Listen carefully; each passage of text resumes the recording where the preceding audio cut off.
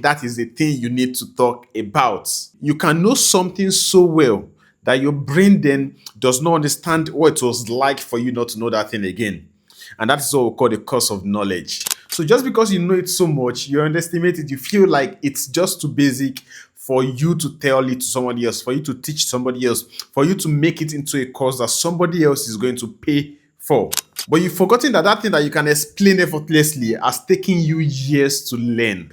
It makes it feel ordinary. You feel like, does someone actually want to learn this? For instance, I'm a software developer, and sometimes when I want to probably create a video that talks about HTML, CSS, and the likes, I just overthink it and I'm like, who wants to watch HTML and CSS? But the thing is this, there are people that are just starting, they are just at the beginning of their journey, and that is exactly what they need.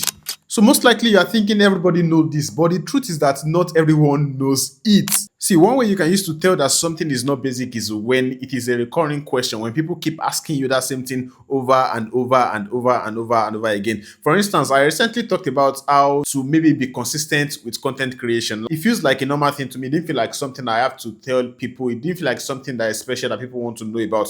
But I realized people were asking that question a lot more often than I expected. And that made me remember that this is actually something I've faced before. I was not very good at it before, but I've gotten so good at it. But now I've gotten so good that I've just forgotten how it used to be. And I feel like it's not very much important again. So when you begin to receive those recurring questions, just know that that is something people don't know so much about, even if it is basic to you. And something that I think you need to understand is that you don't need to be the world best before you can explain something. You don't need to know something so well that you know it to the end before you can explain it to somebody that is some steps behind you. See, that little thing that you know above that person is something very important that you can also teach that person behind you. You get? And one thing I can shock you with is this. The internet is full of people sharing that very basic knowledge. Like you see people selling courses for how to just cut and join. That same thing that you were thinking that is just basic. Oh, how to talk to somebody else, how to start a conversation with somebody else.